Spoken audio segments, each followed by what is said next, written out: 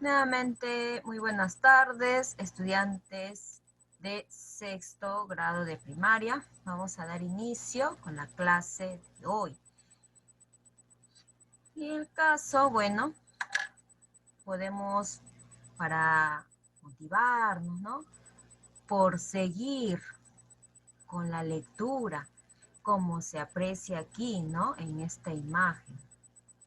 Amor, ¿no? Amor a la lectura, obviamente, ¿no? Y es lo que nosotros debemos siempre recurrir a los libros, leer, interpretar, analizar, reflexionar en algunos casos, ¿no?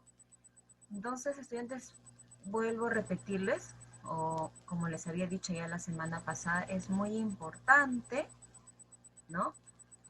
Leer, indagar, enriquecerse intelectualmente, ¿verdad?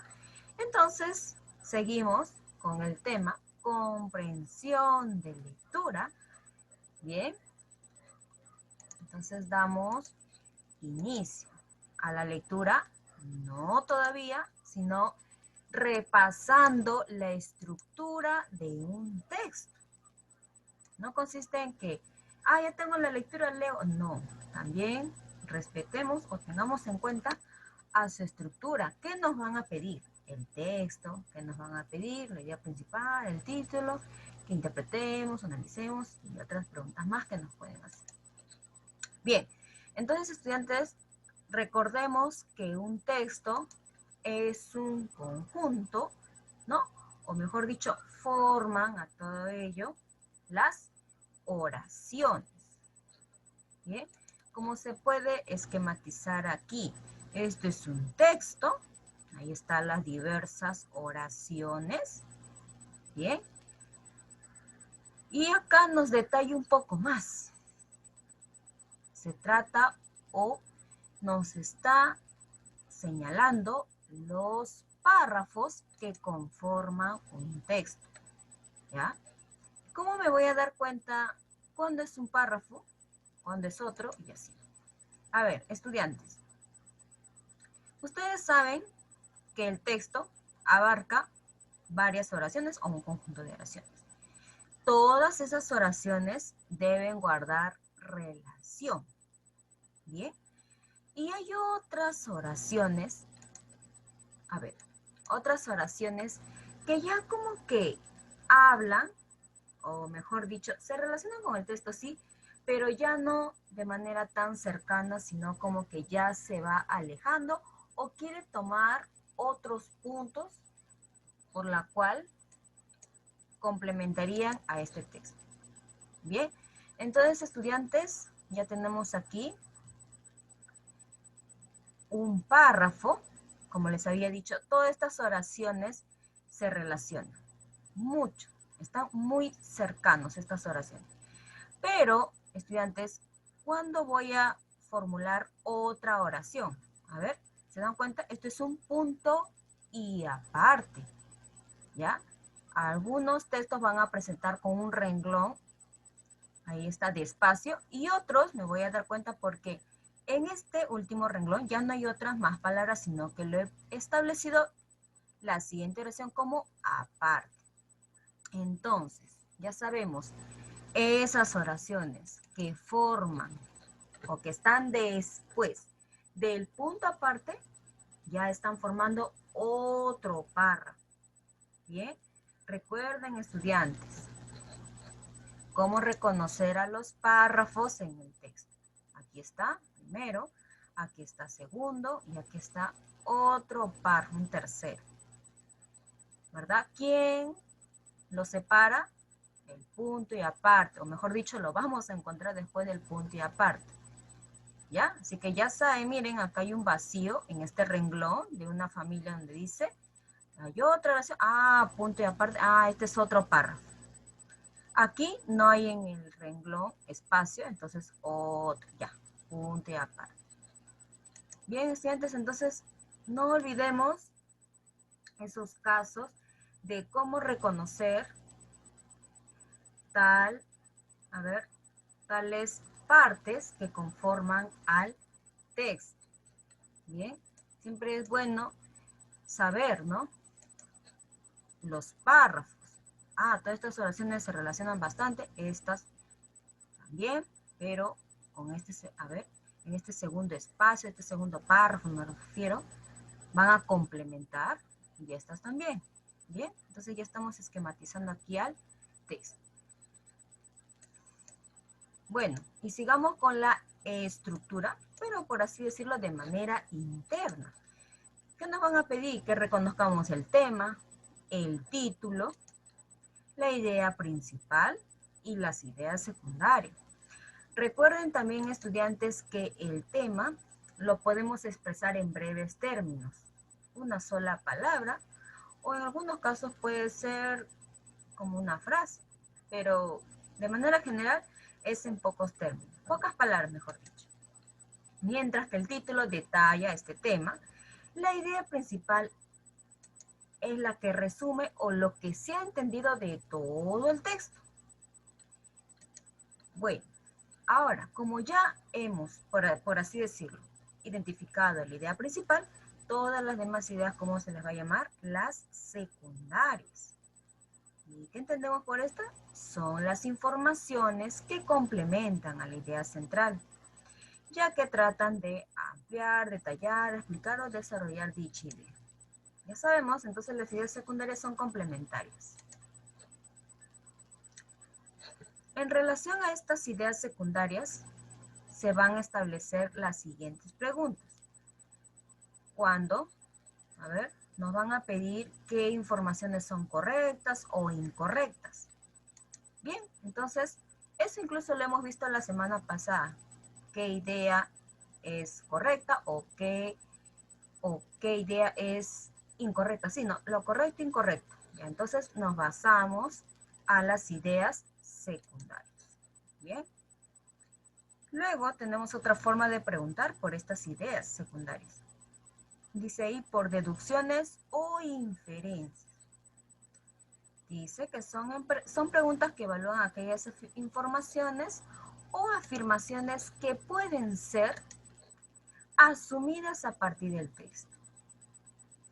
A ver, en este caso, estudiantes, también lo hemos trabajado. No se refiere a las ideas que están en el texto, explícitamente no, sino que vamos a tener que concluir o formular, por así decirlo, una idea, ¿no?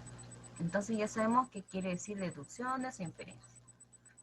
Bien, entonces ya tenemos las dos pautas que abarcan a las ideas secundarias. Bien. Reforzando, vamos a empezar ahora sí con la parte práctica. Tenemos ahí textos, en este caso son cortos, pequeños, ¿sí? Les voy a pedir que reconozcan los párrafos, ¿ya? Y la idea principal, porque justamente, estudiantes, su tarea en eso radica. Así que empezamos entonces. El Internet constituye una evolución, dice ahí. Bueno, ya. Constituye una evolución. Un ratito que no logro ver esto. Ya. Constituye una revolución equivalente a la que un día fue la invención de la imprenta. Una gran ventaja que ofrece es la de poder comunicarnos con el extranjero, pagando solo el costo de una llamada local. En otros servicios, Internet nos ofrece el acceso a una gran base de datos, algo así como un gran tomo de páginas amarillas, donde podemos encontrar de todo, desde una posibilidad de trabajo o negocios hasta la prensa diaria y la propagación de Bien, estudiantes, entonces con esa pequeña lectura nos damos cuenta de qué nos está hablando, ahí me refiero al tema, ¿ya? Y nos preguntan reconocer la idea principal y en qué párrafo está. La pregunta es, ¿cuántos párrafos presenta este texto? A ver, Cruz, Chauca, Ceballos, dígame, este texto, ¿cuántos párrafos presenta? Recordarles también, estudiantes, de que así sea una oración y esté separada de otra por un renglón, no va a dificultar o no impide que se genere un párrafo. Recuerden que a este párrafo lo conforman varias oraciones, pero que se relacionan mucho. A ver, me dirán, ¿y si es una oración, también puede ser un párrafo? Claro. Lo importante, como les vuelvo a decir, es que estén separados por el punto y aparte. Bien, eso es lo que va a determinar cuando se va a establecer un párrafo. Ya, a ver, ¿qué me respondieron sus compañeros? Cruz me dice tal, Chauca, tal. Bien, entonces nos damos cuenta ya de los párrafos. A ver, desde el internet hasta local es un primer párrafo, mientras que desde entre hasta TV es otro párrafo, ¿no? Aquí están separados por un punto y aparte. Bien, entonces ya estamos reconociendo. Como les vuelvo a repetir, estudiantes, por más pequeño que sea un texto, no quiere decir que no pueda presentar dos o más párrafos, ¿no? Hay textos que serán extensos y solamente es un párrafo, y hay otros que pueden ser cortos y pueden presentar hasta dos. Eso ya va a depender de qué ideas complementan, ¿no? Me refiero a las ideas secundarias sobre la idea principal, ¿no? Bien. Seguimos. ¿Cuál es la idea principal de este texto? A ver, Raymond y Mendizábal. Luarte ingresó tarde, no lo he visto temprano. Mendizábal igual. Ya, ¿cuál es la idea principal? ¿Cuál de estos tres? El Internet constituye una revolución equivalente a lo que un día fue la invención de la imprenta. Internet tiene tanta información que se parece a un gran tomo de páginas amarillas. La gran ventaja es que podemos comunicarnos con el extranjero. ¿Cuál es esa IP?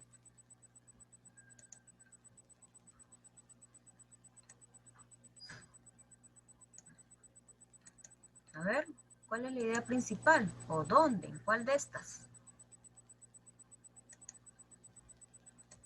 Me dicen por ahí la 2, me dicen por ahí la 3, o sea, se refiere a esta o a la otra.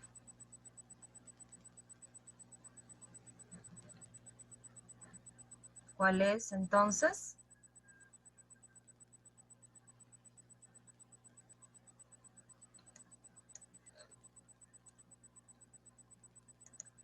¿Qué nos está queriendo decir este pequeño texto?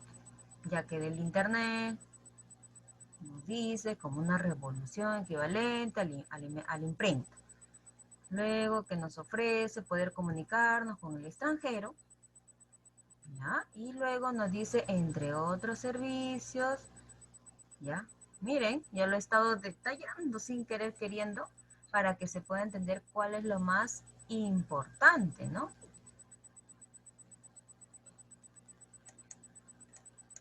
Entonces, ya tenemos a la idea principal.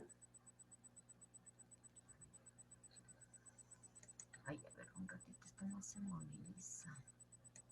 Ya, ahora sí. Ay, a veces alumnos, las redes colapsan y hace que se dificulte un poco en poder establecer unos pequeños movimientos con el mismo mouse, ¿ya? Entonces, ya sabemos cuál es la idea principal. El Internet tiene tanta información que se parece a un gran tomo de páginas amarillas. ¿Pero eso es suficiente? No. La gran ventaja es que podemos comunicarnos con el extranjero, ¿no? Ahí lo tenemos entonces. Sigamos con otro texto. También nos van a pedir reconocer la idea principal, pero ojo, identificando al párrafo. Vayan pensando, estudiantes, cuántos párrafos hay mientras voy leyendo para que me digan la idea principal en qué párrafo se encuentra. Primero, segundo, tercero, cuarto, no sé. Dice, en las tribus prehistóricas se respetaba la norma de guardar celosamente los secretos de caza y las fórmulas que tratan la suerte y la buena fortuna a la comunidad. No podían ser reveladas a los pobladores vecinos. Esta regla permanece en nuestra sociedad actual, pues seguimos manteniendo asuntos top secret y las industrias defienden los secretos de la fabricación de sus productos con extremo cuidado. Por eso, dice, muchos científicos sostienen que las costumbres de la humanidad del siglo XX son un legado de nuestros antepasados prehistóricos. Bien, entonces, ¿cuál es la idea principal? Ya habrán podido analizar, está bastante sencillo. ¿Y en qué párrafo lo encontramos? Primero, voy a preguntar cuántos párrafos tiene este texto. Vamos con Bustinza, Coronado y Sonco. ¿Cuántos párrafos presenta este texto? Recuerden, tienen que estar separados por el punto y aparte. Ahí recién se van a dar cuenta que hay otro párrafo, si no, no lo es. Ya, a ver. Me dice por ahí Sonco, Coronado también. Hay 3 párrafos, muy bien. Aquí está, vecinos, aquí termina el primer párrafo. Cuidado, termina el segundo párrafo. Y prehistóricos, termina el tercer párrafo, ¿no? Muy bien. Ya, ahí nomás, porque solamente me habían respondido Coronado y Yasmín Sonco. Muchos estudiantes responden cuando yo ya dije prácticamente la respuesta y no va a ser válido, ¿ya? Por eso ahora voy a decir ahí nomás. Bien. Entonces, como ya han reconocido que son 3 párrafos, ahora les voy a pedir en cuál de estos se encuentra la idea principal. A ver. Vamos, Mellado, Santiago y Santos. Mellado, Santiago y Santos. Mientras voy anotando a los que han participado.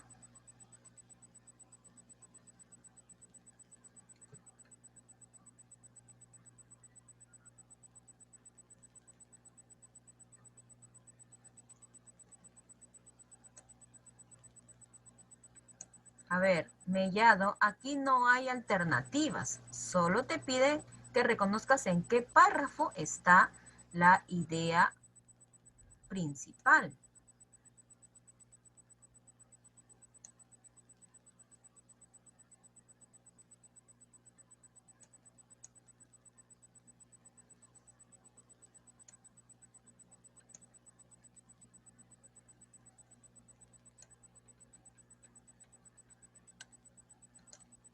Ya, a ver, ¿qué nos dicen? En la segunda,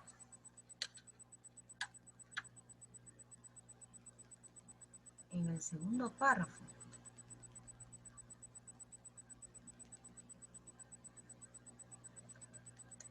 Para empezar, estudiantes, ¿de qué se está hablando en este texto? De las tribus prehistóricas. ¿Ya? ¿En relación a qué? A los secretos de caza. Ya, pues entonces, ¿dónde está? A ver, ¿dónde está lo que acabo de decir? ¿Dónde? ¿En qué párrafo se encuentra? Primero, segundo, tercero. Ya estamos ahí identificando la idea principal con el párrafo. O sea, ¿en qué número está? Aquí, ¿no? En la número 1. Las tribus prehistóricas se respetaban la norma de guardar celosamente los secretos de casa, mientras estudiantes que los demás párrafos van complementando. Sí, ojo, van complementando, ya no están relacionados de manera muy cercana. Entonces los demás párrafos abarcan las ideas secundarias, mientras que en el primero se encuentra la idea principal. Así entonces, estudiantes, como les había dicho al inicio, ¿no? Un texto puede estar formado por varios párrafos o incluso hay uno, ¿sí? Pero algunas van a mantenerse, se va a establecer algún espacio, como un párrafo diferente, por así decirlo. Otros pueden estar muy cercanos a la idea principal, entonces todo en un solo párrafo, ¿no? Bueno, eso sería de los casos de los textos que son cortos o bastante entendibles, más fáciles de interpretar, ¿no? Pero cuando un texto es extenso y bastante detallado, entonces obviamente va a abarcar más párrafos. Bien, entonces ya tenemos aquí que se encuentra en el primer párrafo. Sigamos, ahora sí, tomando en cuenta a las ideas secundarias. Me refiero a las preguntas que se van a formular. Bien, aquí vamos a hablar de Albert Einstein. ¿Cuántos párrafos establece este pequeño texto? Nos damos cuenta ahí. 2. Bien, aquí termina el primer texto. Así que empecemos. Bueno, nació en Alemania en 1879. Albert Einstein es considerado el máximo físico teórico de nuestro siglo. Ojo, a los 17 años ingresó en el Instituto Federal de Tecnología en Suiza. Al término de sus estudios se nacionalizó suizo y trabajó en la oficina de patentes en Brno. Este empleo lo convirtió en un buen examinador de patentes y le proporcionó la suficiente holgura económica para emprender sus investigaciones en privado. Lo que nos quiere decir con la palabra holgura quiere decir que recibió un buen dinero, es decir, de lo que él tenía, ya, es decir, tuvo le benefició, mejor dicho, ¿no? Entonces, ese dinero, o mejor dicho, ese empleo, le favoreció bastante, ¿ya? Como dice ahí, para realizar sus investigaciones, ¿no? Ahí está, le proporcionó suficiente holgura para emprender sus investigaciones en privado. En 1905 publicó sus 3 primeros artículos, ¿bien?, en los que abordó los campos del movimiento browniano, el efecto fotoeléctrico y la relatividad espacial. Este último, sobre todo, llamó la atención de los científicos de su época.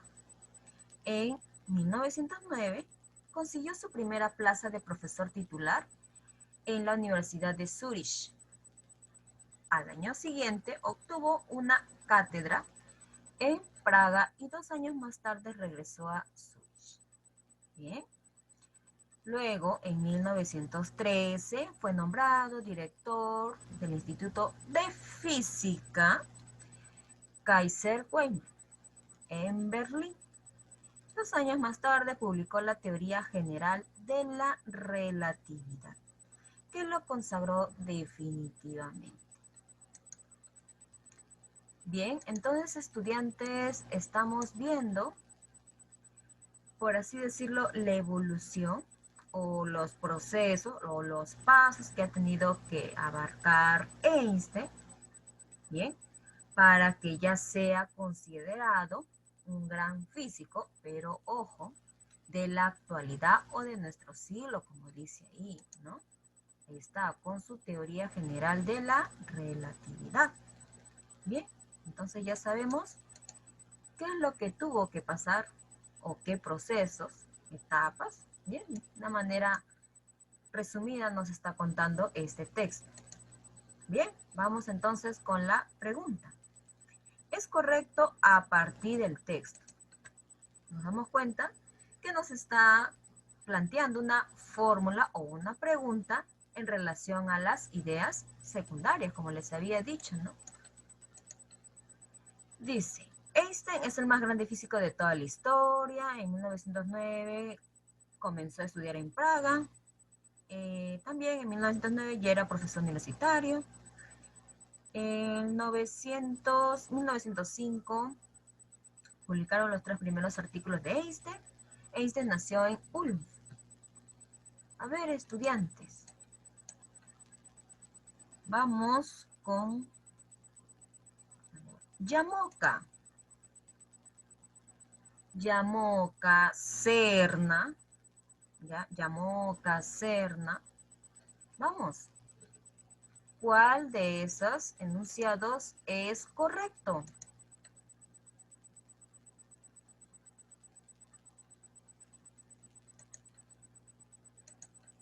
Ojo, estudiantes, cuando nos pidan formular, o mejor dicho, cuando se base las preguntas en relación a las ideas secundarias, es más sencillo, porque solamente tienen que fijarse los datos del texto. Bueno, ese es en el caso cuando nos piden correcto, incorrecto. Pero cuando nos pidan deducir, como la número 2, ahí sí, ¿no? Tenemos que establecer una idea, ¿no? Concluir, mejor dicho. ¿Qué me dicen por ahí? Habían dicho al inicio la A, ahora me dicen la E, ahora me dicen la A, B y C. Total. Ya, a ver. ¿Einstein es el más grande físico de toda la historia? No, porque aquí dice de nuestro siglo actual. Aquí dice de toda la historia. Cuando dice toda la historia abarcas el pasado también. No, ahí no es. ¿Ya? Así que cuidado. La respuesta, si bien no me equivoco, solo es una. Ya, ya. Nadie más ya me responda porque ya voy a entrar con la respuesta.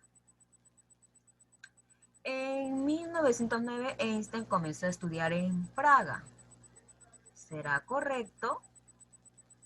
No. Al año siguiente, dice, o sea, en 1910. Ah, no, esto es incorrecto. Einstein en 1909 ya era profesor universitario. A ver. Sí, porque consiguió su plaza titular en la universidad. Ahí está. Dice, en 1905 publicaron los 3 primeros artículos de Einstein. Al decir que publicaron, a ver, es que alguien lo ha realizado, no el mismo Einstein. ¿Y qué nos dice aquí? Publicó. Él fue el que publicó. No es que lo hayan publicado otros. Entonces, esta no. Einstein nació en Ulm, sí, pero Suiza no. Entonces, ¿cuál es la única cierta? Sería la C. Ya, la C sería en este caso. Entonces, ya sabemos que la respuesta es la C. Bien. La número 2 es incorrecto respecto a Einstein, según el texto. Vamos. Bustinza. Bustinza, Serna, Cóndor.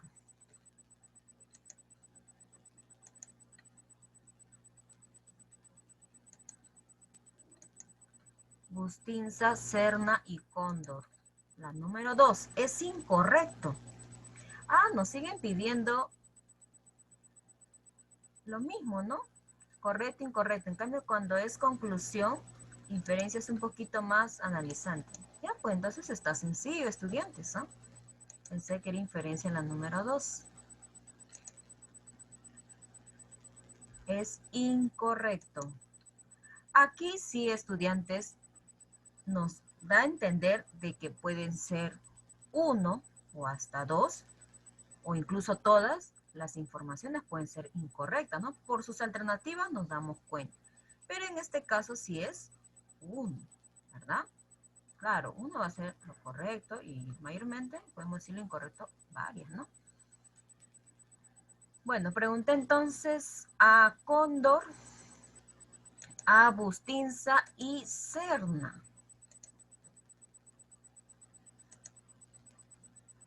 Ya, hasta ahí nada más. Ahora voy a detallar cuáles son las incorrectas.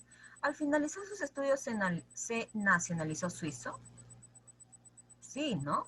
Eso sí es cierto. En un momento estuvo bien económicamente. Sí, habíamos dicho que consiguió un buen empleo, ¿no? O el empleo le favoreció bastante. Bien. Llegó a ser director del Instituto de Química, Kaiser. Química no, física. Entonces, ¿cuál es lo incorrecto?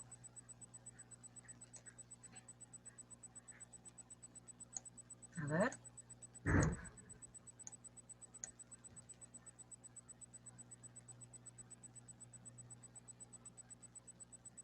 Nos damos cuenta que sería la número 3, ¿no?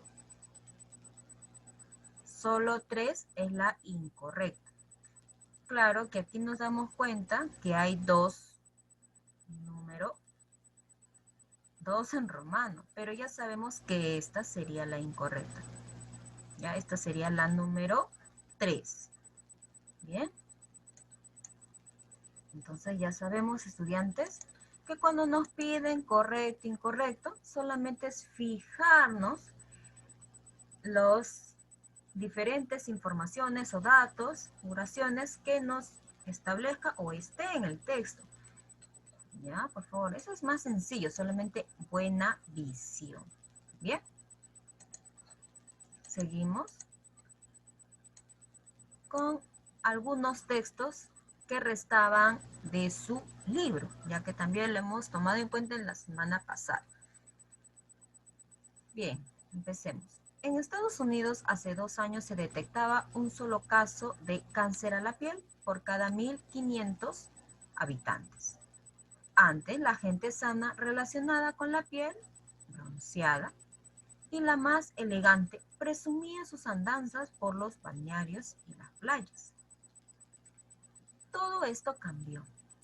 En lugar de tenderse en la playa, uno debe buscar un lugar sombreado, a donde los rayos del sol lleguen de manera indirecta. Además, conviene utilizar cremas protectoras, según lo sugiere el Instituto de Cáncer de Estados Unidos. Bien. Nos damos cuenta, estudiantes, de que es un texto corto y solamente abarca o lo conforma un párrafo. ¿Se han dado cuenta? Un párrafo. Bien. Todos hablan de manera o se relacionan bastante al cáncer que se genera en Estados Unidos, ¿no? Bien, por eso solamente abarca un párrafo. Algo concreto y algo preciso. Bien, la idea central del texto es, a ver, ¿cuál será? ¿De qué nos está hablando? A ver, relacionen al tema y también al título ya, el tema central. Me dicen por ahí Yamoca. Yamoca ha participado todavía.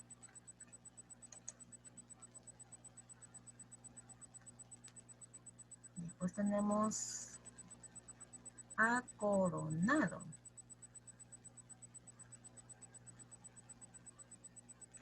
era la señorita o la alumna Sofía Coronado, primero, luego Yamoca, luego tenemos a Cóndor Santiago. Claro, entonces estudiantes, ya incluso, yo había mencionado yo, ¿no? Todo nos habla del cáncer en la piel de Estados Unidos, entonces, ¿cuál es la que se relaciona? El índice de cáncer a la piel, ahí está, en Estados Unidos. ¿Por qué no nos dice prevención? No nos dice un estudio estadístico, ¿no? No de manera general el índice, ¿no? De que antes eran pocos o por cada, como dice ahí, por cada, a ver, solamente había una persona por cada 1.500 habitantes, mientras que el día de hoy, ¿cuántos se enferman o cuántos padecen del cáncer? ¿No? Entonces ya sabemos, esta sería la respuesta, el índice. Bien, ha aumentado incluso en la actualidad. Bien, sigamos con otro texto. A ver, seguro muchos de sus compañeros, ¿no? A los varoncitos, mayormente les guste los